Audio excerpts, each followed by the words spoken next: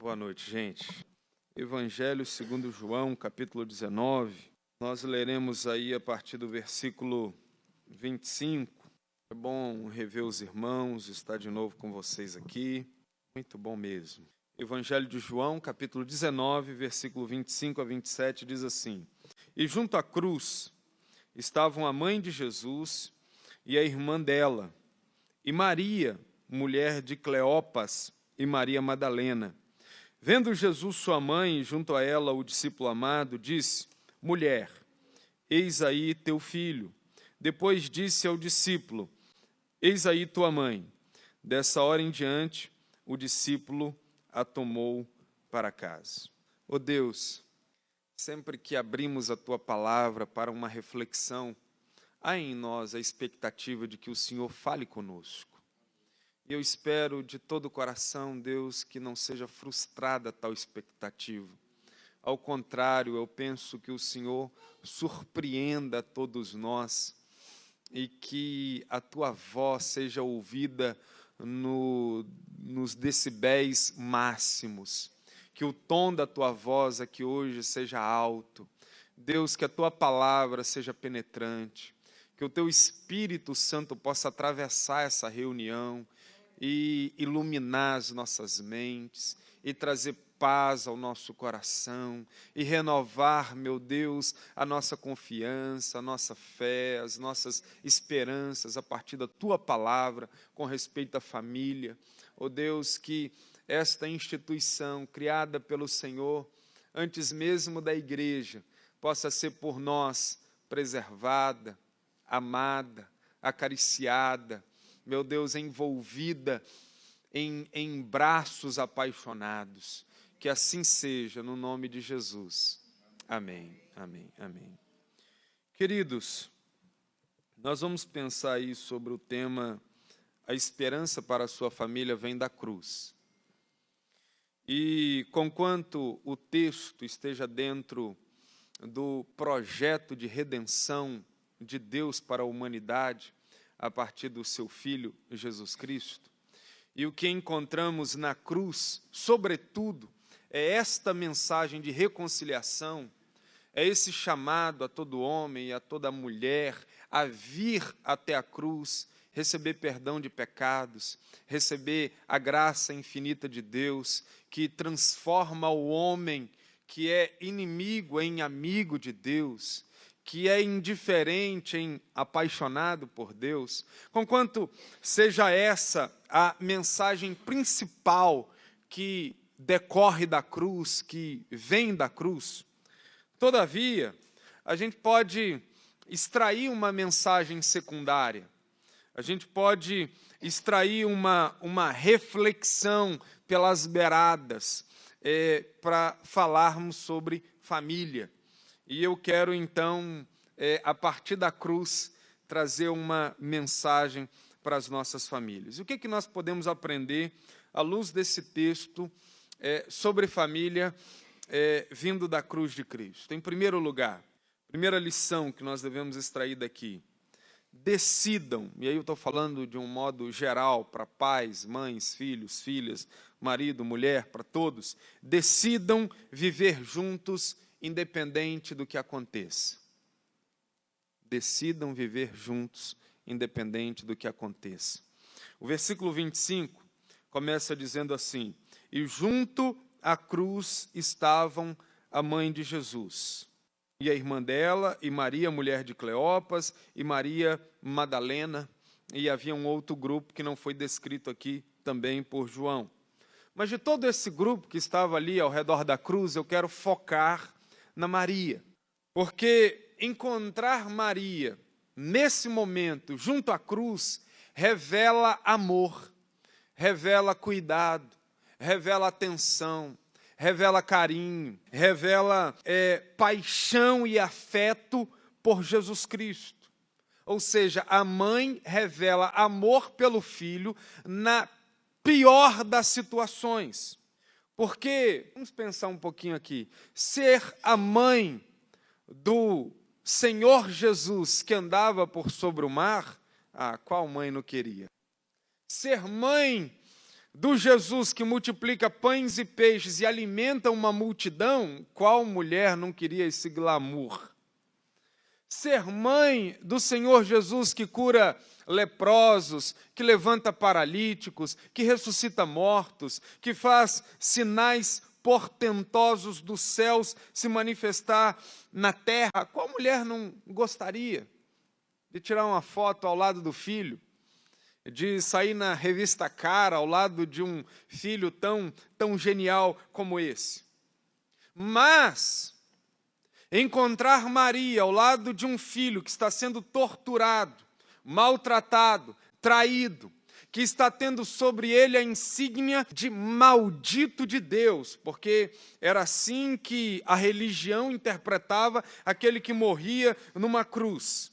Ser mãe e se revelar como mãe a um homem que está morrendo como enganador, abandonado pelos seus amigos, pelos seus discípulos, deixado pela multidão, encontrar Maria aí, independente do que está acontecendo com o filho dela, é uma lição de amor que a gente não encontra toda hora. E aí, diante desse amor de Maria por seu filho Jesus, fica a pergunta para nós: até que ponto estamos dispostos a permanecer juntos como família? Até que ponto estamos dispostos a permanecer juntos como casal? Juntos para o que der e vier? Ou vamos trazer assim para a relação familiar, para o relacionamento conjugal, um até que? Não é? Estamos juntos até que falte dinheiro. Estamos juntos até que uma enfermidade crônica se abata sobre você. Estamos juntos até que um acidente aconteça e você perca um dos seus membros. Estamos juntos até que haja carro, casa, uma conta volumosa na poupança ou nos investimentos. Estamos juntos até que não haja uma enfermidade incurável. Queridos, a Bíblia, ela traz um até que para os casais. O adultério, mas para aí.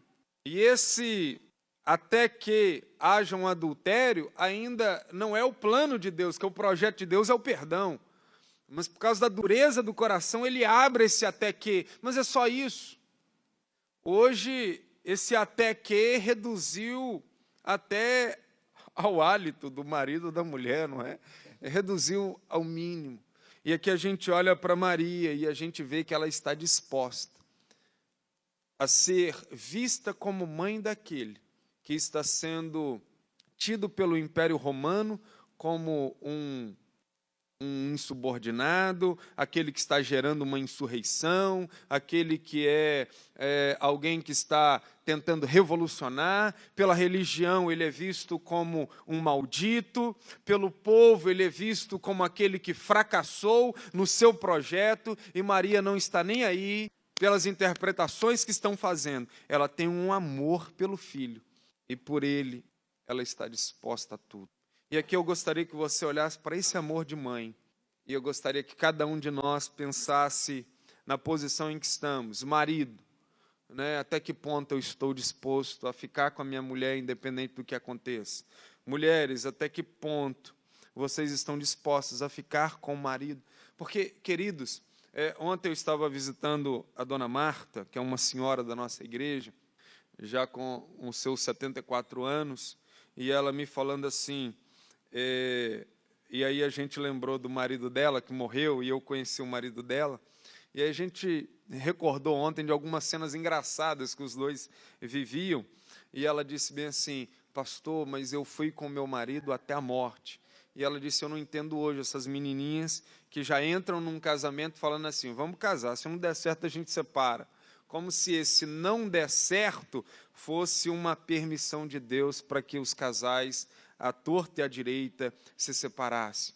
Ou que os filhos desistissem dos pais, não é? Porque tem muitos filhos que querem os pais enquanto eles podem dar carona para a faculdade, enquanto eles podem ir às 11 horas no ponto pegar a filha que está chegando da faculdade, enquanto o pai pode dar dinheiro, enquanto a mãe pode fazer almoço para receber a família no domingo. Está todo mundo unido. Agora, na hora que a mãe precisa de uma atenção particular por causa de uma enfermidade, ou o pai se vê numa situação financeira em que agora tem que pagar coisas e não tem dinheiro, cadê os filhos? E que o Espírito Santo de Deus nos leve a ter enraizado isso no coração, de que o único até que irá desfazer as nossas famílias será a morte, em nome de Jesus. Segundo lugar, o que podemos aprender sobre família a partir da cruz de Cristo? Qual lição? Dedique uma atenção profunda à sua família. Olha o versículo 26. Primeira palavrinha aí do versículo 26, vendo. Esse vendo de Jesus não é um mero trabalho da visão que fazemos enquanto estamos com os olhos abertos. Esse vendo aqui é mais profundo. Esse vendo aqui é mais intenso. Esse vendo aqui é mais detalhista, é mais amplo, é mais profundo, é mais atencioso. Esse vendo aqui na língua grega, e quando a gente cita a língua grega, é porque o Novo Testamento foi escrito em grego, algumas partes em aramaico, e na tradução, às vezes, para o português, a gente não compreende assim profundamente o que o autor estava intencionando com aquela palavra. Então, a fim da gente tentar compreender melhor, esse vendo aqui na língua grega é eido ou oida, e significa o seguinte: perceber por alguns dos sentidos, perceber, notar, discernir, descobrir, voltar os olhos, a mente, a atenção a algo, prestar atenção, observar, determinar o que deve ser feito a respeito de, inspecionar, examinar. E aí eu tive que parar nessa pesquisa, porque eu vendo e ainda se desdobrava em outras palavras. Pois bem, o olhar de Jesus para Maria, sua mãe que estava ali, próximo à cruz, foi um olhar profundíssimo, pois ele viu a alma da mãe dele, ele viu a tristeza da mãe dele, ele viu a amargura que tomava conta da alma da sua mãe, ele viu algo que com o mero trabalho da visão não se é capaz de ver. E a partir desse olhar profundo ele discerniu, ele notou e ele percebeu o que ele devia fazer a respeito da sua mãe antes da sua partida. Agora veja o seguinte, vamos pensar aqui em nós e vamos pensar no nosso tempo. Vamos dar uma pausa aqui, daqui a pouco eu volto, mas vamos pensar na gente. Via de regra, as pessoas usam duas justificativas para não dar atenção à família. Ou seja, a mulher não dá atenção ao marido, o marido não dá atenção à mulher, os pais não darem atenção aos filhos, ou os filhos aos pais. Há duas justificativas clássicas. A primeira justificativa é: não tenho tempo. O trabalho está consumindo todo o meu tempo. Os projetos estão consumindo todo o meu tempo. E alguns até usam assim uma racionalização que é quase plausível, não é? Eu não tenho tempo, porque eu estou trabalhando para dar o melhor para minha mulher, para dar o melhor para os meus filhos, e aí, enquanto querem dar o melhor, acabam desprezando de fato o que é melhor. Mas veja, quando a gente olha para Jesus, que foi quem discerniu o coração da mãe, se tem alguém que não tinha tempo, era Jesus. Ele está nos últimos minutos da sua vida. Ele está morrendo. Mesmo assim, ele teve tempo para olhar profundamente para fora de si, para sua mãe. Mas uma outra justificativa que o pessoal usa para não dar atenção à família é uma outra frase: estou com problemas. O pai chega em casa, a criança vem correndo e diz: por favor, se afasta. Vai ficar com sua mãe, vai brincar, porque eu estou com problemas, eu estou com a cabeça cheia, hoje o trabalho me foi muito pesado, o trânsito foi horrível, hoje eu tive que resolver um monte de situações, tive conflitos interpessoais, problemas e mais problemas, o projeto não está saindo como esperava, então me deixem só. Aí a gente olha para Jesus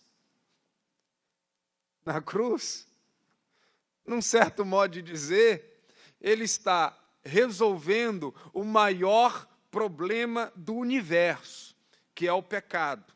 Mas ainda assim, ele teve tempo, atenção e cuidado para olhar para fora de si e perceber o profundo do coração da sua mãe. Agora veja, essas duas justificativas para não dar atenção à família não são verdadeiras. Sabe qual é a verdadeira razão para os membros da família não dar atenção à família? É o egoísmo. Essa é a resposta. O egoísmo. E o que é o egoísmo? O egoísmo é quando você está tão centrado em si mesmo, tão devoto e apaixonado por si mesmo, tão preocupados com seus projetos, tão idólatra das suas causas, que você esquece de olhar para fora, que você esquece de olhar para o outro, de perceber o outro, de sentir o cheiro do outro, de perceber que um cabelo branco apareceu no outro, de sentir e perceber que uma pinta que não havia no outro apareceu, de perceber que uma verruga nasceu, de perceber que o seu filho está com um déficit de atenção, de perceber que ele está caindo toda hora. Por quê? Por causa do egoísmo. A gente está tão apaixonado por nós mesmos. E o egoísmo é isso. O egoísmo, ele torna a pessoa incapaz de ver vida fora dela. Ou seja, a única vida que existe é ela. Ela esquece de olhar para o outro como ser humano e passa a olhar para o outro apenas como máquina. Máquina de fazer café, máquina de lavar vasilhas, máquinas de produzir textos, máquina disso, máquina daquilo. E daí a família está se tornando tão máquina que hoje um termo que se usa para a família, e que é o termo da moda, é família funcional. Até um tempo atrás era família desestruturada. Aí os estudiosos da família entenderam que, por mais que a família esteja desarranjada, há um mínimo de estrutura. Ah, não, está sendo criado pela avó. Não, tem uma estrutura ali. Ah, está sendo criada pelo tio. Tem uma estrutura. Esse termo família desestruturada ficou arcaico. Aí eles trouxeram um novo termo, que é família funcional ou família desfuncional. E esse termo funcional e desfuncional tem a ver com máquinas, tem a ver com engrenagens, tem a ver com isso. E esse termo, que na minha percepção é um termo até inconsciente para aqueles que trouxeram esse termo para a moda, mas eles não se dão conta do quanto eles tornaram a família uma máquina. E aí quem não cabe dentro da máquina é colocado no paredão. E aí a gente faz uma votação para eliminar.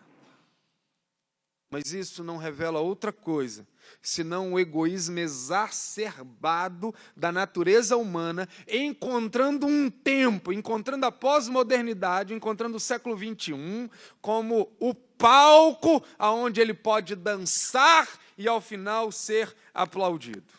Não é? Aliás, até Deus tornou-se máquina para nós, para alguns de nós, ou para muitos de nós, não é?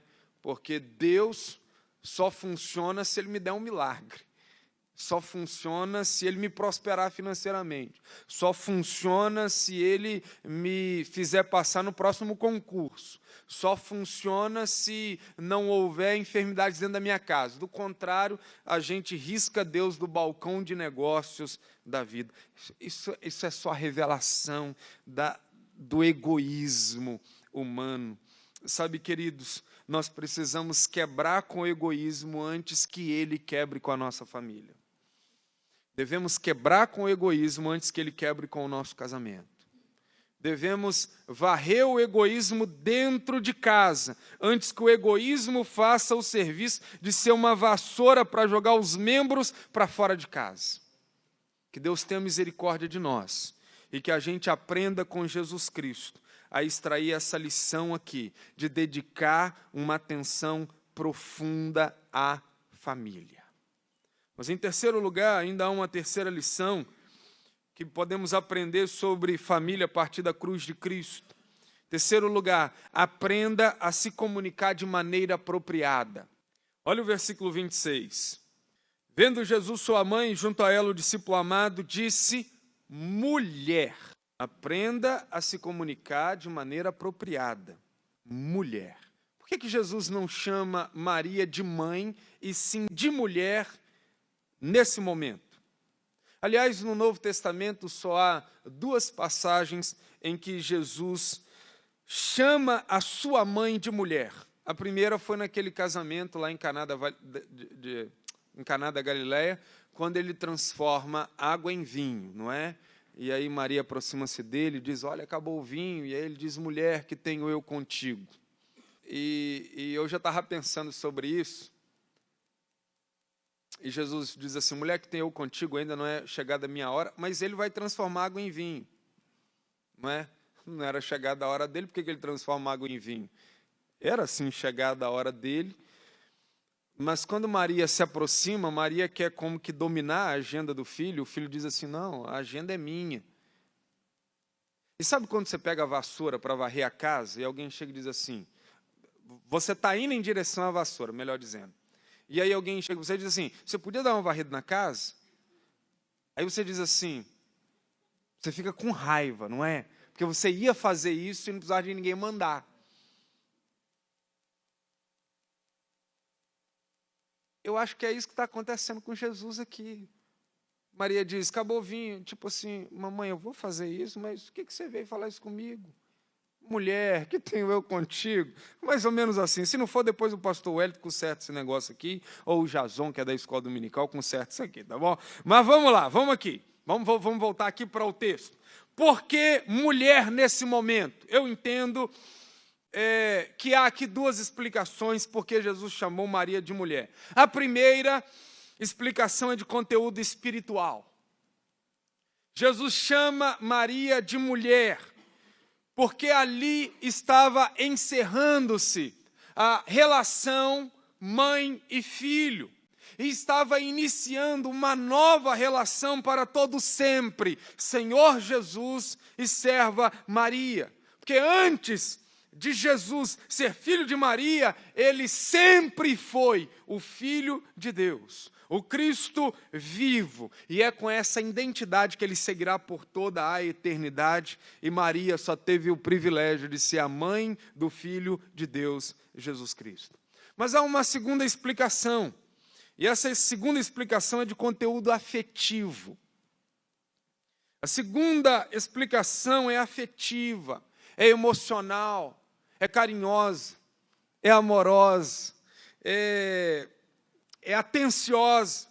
Porque se Jesus, preste atenção, se Jesus chamasse Maria de mãe, nesse momento, eu entendo que Jesus abriria uma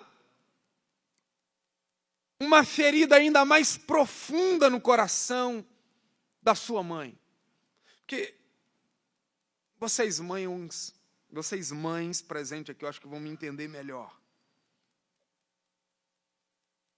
Imagine seu filho no alto de uma cruz, morrendo, e de repente ele vira-se para você, e com uma voz sofrida, com uma voz triste, com uma voz que está sendo sufocada pela cruz. E ele olha para você e diz assim: mãe.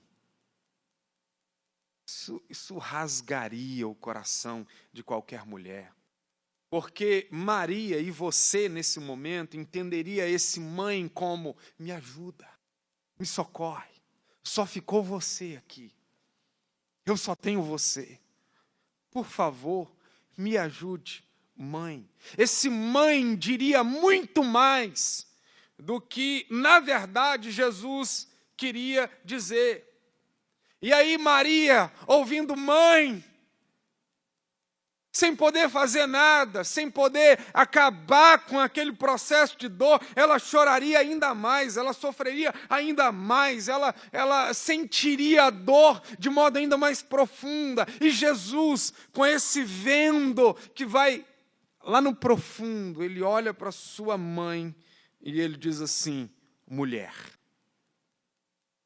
Para evitar que ela sofra mais. E com isso, nós aprendemos que nós precisamos usar as palavras apropriadas ao dirigir-nos aos membros da família. O marido precisa aprender a usar palavras apropriadas em relação à mulher. A mulher, por sua vez, precisa aprender a usar palavras apropriadas em relação ao marido. Eu lembrei agora de um negócio. Ontem de manhã eu estava aconselhando o marido. E ele me disse assim: pastor, eu não entendo a minha mulher. Eu disse: nem eu, mas fala aí. Ele disse assim: pastor, eu faço comida lá em casa, né? Faço um almoço e outro. E a minha mulher sempre, assim, quando eu erro a mão, ela diz: não, amor, ficou ruim aqui, hein? Você errou a mão nesse arroz, errou a mão nesse feijão, ficou ruim e tal. Ele falou: eu levo isso numa boa, pastor. Mas quando foi semana passada, ela foi fazer um canjicão para mim. Pastor, que canjicão ruim, pelo amor de Deus. Eu fui comendo aquele canjicão assim, por amor a ela, mas eu não aguentei. No final eu disse a ela assim: nossa, ele falou, mas pastor, eu disse carinhosamente. Eu disse assim: amor, ficou ruim esse canjicão? Você é um mal agradecido, nunca mais eu faço um canjicão para você. Tá vendo? Eu paro, resolvo fazer alguma coisa para te agradar, e é assim que você faz. Falou: pastor, ela já reclamou dos meus almoços milhares de vezes. E na hora que eu vou reclamar do canjicão, ela reage assim. Eu disse: não é privilégio só seu, não. Minha mulher é assim também. Fica tranquilo. Eu acho que todas as mulheres são assim. É assim mesmo. Domingo, um irmão lá da igreja me perguntou assim: pastor, se o senhor fosse fazer uma surpresa para sua mulher, você compraria... Espero que ninguém seja dono da empresa que eu vou falar aqui, nem funcionário. Mas vocês riscam depois isso aí, tá bom? Não está filmando, não está nada? Posso falar? Está filmando não, né? Tá não. Esse irmão lá da igreja me perguntou assim: pastor, você compraria um bolo do rei do bolo para fazer uma surpresa para sua mulher? Eu disse: não, do rei do bolo não. Eu pediria a tia Cris para fazer um bolo, porque eu acho mais gostoso. Ele disse: pois bem, pastor, eu fiz, rapaz, uma surpresa para minha mulher, mandei fazer um bolo lá em Jardim Camburi, numa mulher lá que é a top dos bolos, aí preparei aquela festa. Aí no dia do meu aniversário, pastor, ela apareceu com um bolo do rei do bolo, e eu odeio o bolo do rei do bolo. E aí ele contou para mim, e ela perto. Aí ele falando bem assim, e ela já começou a, Deus, né? Ela teve que se controlar perto do pastor, não é? Aí ele falou bem assim: pastor, e sabe o que ela disse? Que nunca mais ela faz uma surpresa para mim, que nunca mais ela faz um bolo. Aí ela não aguentou: é isso mesmo, pastor, nunca mais, porque é um mal agradecido, eu faço carinhosamente uma surpresa para ele, e é assim que ele... Aí eu falei: meu irmão, vamos orar, e só na oração mesmo. Não me pede para interpretar esse negócio que eu não interpreto, eu não sei o que é. Mas voltando aqui à nossa conversa, nós precisamos aprender a usar as palavras apropriadas. Infelizmente, dentro dos nossos lares é o lugar onde a gente mais fala bobagem, é onde a gente mais tropeça nas palavras, é onde a gente mais machuca o outro, quando na verdade era o lugar em que nós mais devíamos vigiar o que falamos, não é? E para encerrar esse ponto aqui, você me pergunta, pastor, mas e aí, como é que eu utilizo com sabedoria as palavras dentro de casa?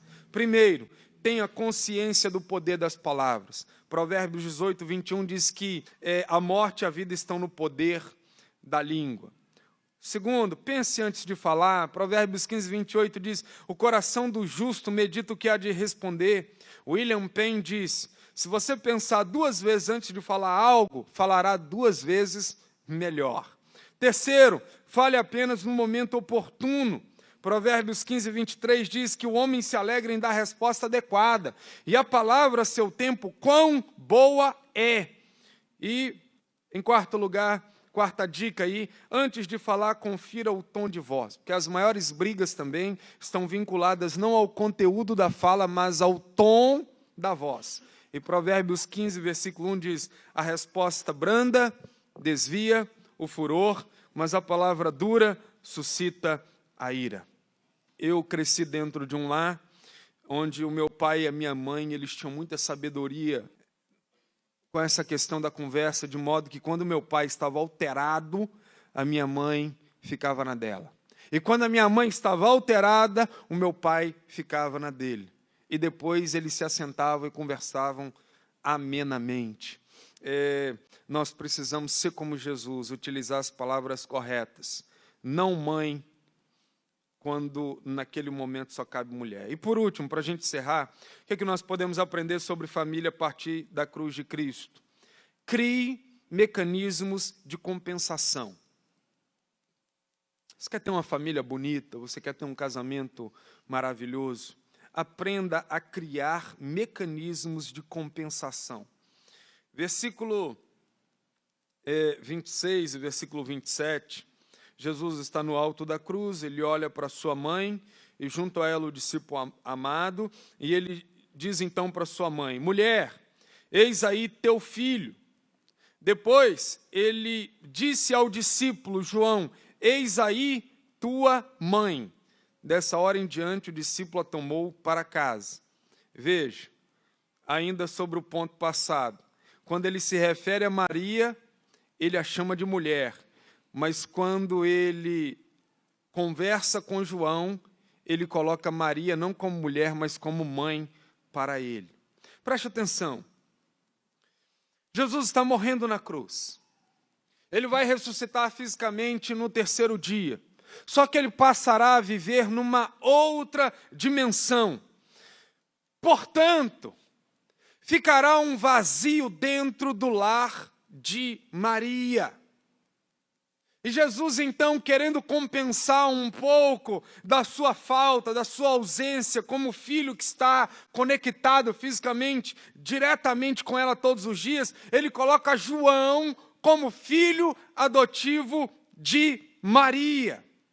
Maria, então, doravante, seria mãe de João, na tentativa de preencher o lugar que Jesus Cristo deixou. E Jesus Cristo, de tabela, tentando fazer com que João também não sofresse muito, ele coloca João como filho adotivo de Maria, para que haja uma relação de compensação. Claro que Jesus não esperava que João o substituísse no coração de Maria, porque ninguém é substituível na dimensão do coração. Na dimensão do coração não se substitui filho, não se substitui mulher, não se substitui marido, não se substitui pai, mãe. Jesus sabia disso. Mas o que Jesus esperava com essa armação nova de família era que Maria não fosse derrotada pela dor. De algum modo, ele queria amenizar aquela dor. João, claro, não acabaria com a dor de Maria, mas pelo menos ele estaria ao lado de Maria para ajudá-la a lidar com a dor. Gente, é simplesmente lindo a gente ver o cuidado de Jesus aqui com Maria e de tabela com o seu discípulo João. Ele se preocupa com o vazio que ficaria no coração da sua mãe. E daí, então, ele trabalha para compensar, para suavizar, para melhorar ao máximo o cenário da dor. Daí, nós extraímos essa lição para os nossos casamentos e para as nossas famílias, essa ideia da gente criar mecanismos de compensação. Daí, eu quero ser bem pessoal e talvez eu acerte com algumas situações familiares aqui. Ei, mãe, o pai morreu deixando você com os filhos. Peça a Deus para compensar essa falta do pai, com mais atenção, com mais carinho, com mais presença. Lá na nossa igreja, a irmã Sandra viu seu marido morrer bem novo ainda, na casa dos 40 anos, e ela ficou com 2 filhas, a Kimberly e a Mirella, e eu vejo como que a Sandra trabalha para compensar essa ausência que foi deixada pelo pai. Será 100%? Não, mas pelo menos não entregará as filhas a viverem de qualquer maneira. Ei, pai, não tem dinheiro para sair com os filhos para as férias dos sonhos? Compense isso. Coloca o filho na bicicleta, sai para passear com ele, com ela. Vai para a praia, aprenda a fazer castelos de areia na praia. Brinca com eles. Estas coisas compensam. Ei, marido, não pode pagar uma secretária para cuidar das bagunças da casa. Não pode? Então, pelo menos ajude a não sujar. Ei, casal, não pode ter filhos? Adote uma criança. Adote uma criança. Enche o lar de alegria com essa criança. Ei, mulher, você não é tão bonita assim para os padrões da ditadura, da beleza do nosso tempo? Então, seja criativa com o cabelo, com a maquiagem, não é? Mais maquiagem no rosto, ou menos maquiagem no rosto, não é? Seja bela com os acessórios, não é? Assim. E homem e mulher já não tem mais aquela vida sexual vigorosa, não é? Tão frequente como antes. Então compense. Cada vez que rolar, que seja aquela coisa profunda, intensa, demorada, com qualidade. Aí 1 por semana assim vai valer, ou 1 por mês vai valer 1 por ano, não é? 1 por semana vale 1 por mês, 1 por mês vale 1 por ano. A gente tem que compensar, gente. É assim a vida em todos os sentidos, não é? O camarada vai ficando velho, já não consegue mais correr como um menino de 18 anos. O que vai fazer? Vai parar de correr? Não, vai começar a correr com mais elegância, não é? Mas não vai parar. É assim, gente, é assim que nós vamos. E outra coisa, assim, não tem uma receitinha, a gente tem que ir pedindo graça a Deus todo dia, para Ele nos dar inteligência e sabedoria, para a gente ir criando esses mecanismos de compensação dentro do lar. E eu concluo esse ponto aqui dizendo o seguinte: olha, em todas as famílias sempre vai haver um vazio, um buraco, uma ausência, assim, uma falta que nada pode compensar, a não ser Deus, a não ser o Senhor Jesus Cristo, a não ser essa relação espiritual com Ele, que faz os nossos lares serem catedrais de oração, que fazem a nossa casa ser o lugar onde a palavra de Deus é ouvida e lida para todos. Aonde a nossa casa é um lugar onde os louvores vão subindo até Deus, e como disse a nossa irmã aqui, Deus habita no meio dos louvores, não é? Fazer dos nossos lares e dos nossos casamentos esse lugar onde a presença de Deus vai preenchendo aquilo que humanamente falando é impreenchível, mas Deus está ali. E eu concluo essa mensagem dizendo para você: não desista da instituição família, ainda que tenha que passar por uma nova composição, não é? Jesus não desistiu da família com a sua morte. Ele deixou a sua mãe aos cuidados de João, João aos cuidados da sua mãe Maria. Onde é que estavam os irmãos de Jesus nesse momento? Nós não sabemos. Onde é que estava o pai de Jesus nesse momento? Provavelmente morto.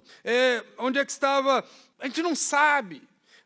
Mas Jesus olha ali na cruz, ele só vê Maria, ele só vê João. Ele diz: dá uma família aí.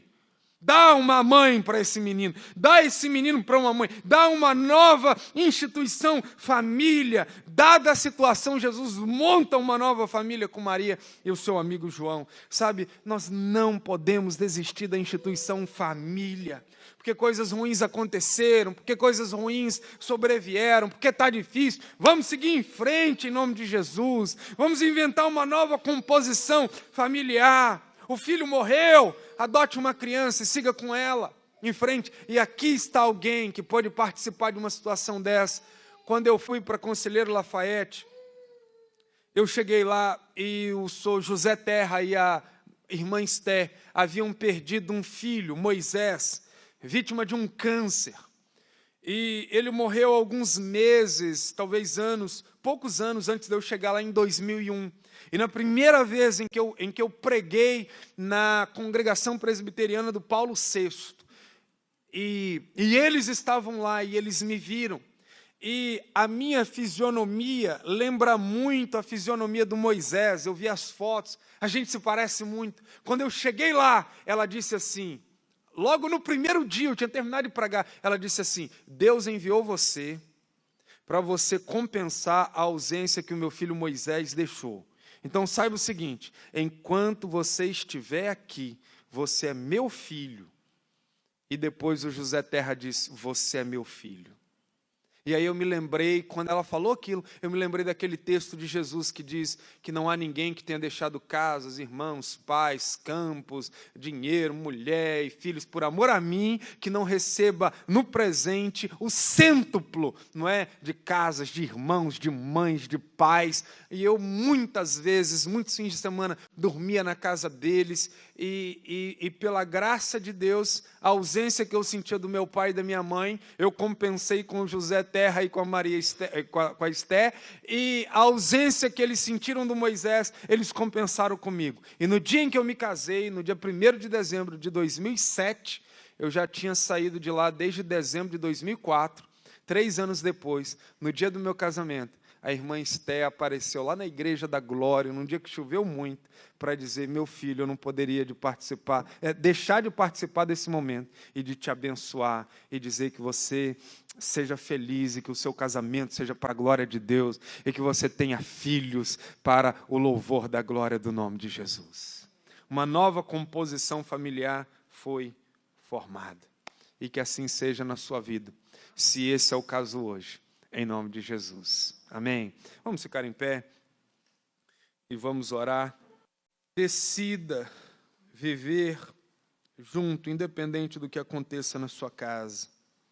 Dedique uma atenção profunda à sua família. Aprenda a se comunicar de maneira apropriada. Crie mecanismos de compensação. E não desista da instituição família, ainda que tenha que passar por uma nova composição. Eu quero convidar a minha esposa, Graziele, para fazer essa oração final aqui. Pode vir com a Elisa, que eu seguro a Elisa aqui. É um privilégio para mim poder falar de família e ter minha esposa e minhas filhas aqui comigo. Vamos orar. Deus, nós te louvamos, ó Deus, pela oportunidade de mais uma vez que a gente teve de estar, ó Deus, diante da tua presença. Aleluia, Pai, e hoje, ó Deus, de refletir, ó Deus, sobre esse tema tão, ó Deus, abençoador para as nossas vidas, que é falar sobre família. Pai, que cada lar aqui representado, Senhor Jesus, possa receber a graça do Senhor. Amém. E que possamos ser melhores pais, ó Deus, que possamos ser melhores esposa, aleluia, marido, Pai, e que a tua graça seja conosco todos os dias. Amém. Que nenhum de nós venhamos a desistir, ó Deus, desse projeto do Senhor, ó Deus, que é bênção para as nossas vidas, amém, mas que possamos, ó Deus, prosseguir até o fim, ó Deus, levando o teu nome, vivendo, ó Deus, de acordo com a tua vontade, e sendo abençoados dentro dos nossos lares, ó Deus, dentro da nossa casa, da nossa família. Muito obrigado por tudo que o Senhor tem feito por nós, e que se alguém aqui está pensando em desistir, ó Pai, que no nome de Jesus, o Senhor possa tocar no profundo, ó Deus, dessa vida, e que ela possa ter a esperança, ó Deus, de dias melhores, crendo que o Senhor pode todas as coisas, ó Deus, e colocando as nossas vidas diante da cruz, ó Deus, do Calvário, onde o Senhor entregou a sua vida em favor de nós. Nós encontramos paz, nós encontramos encontramos a alegria, nós encontramos solução, ó Deus, para os nossos problemas. Obrigado por tudo que o Senhor tem feito por nós. Obrigado pela tua graça infinita sobre as nossas vidas, pela tua misericórdia que se renova cada manhã, ó Deus, sobre nós. Nós te louvamos hoje e sempre, no nome de Jesus. Amém.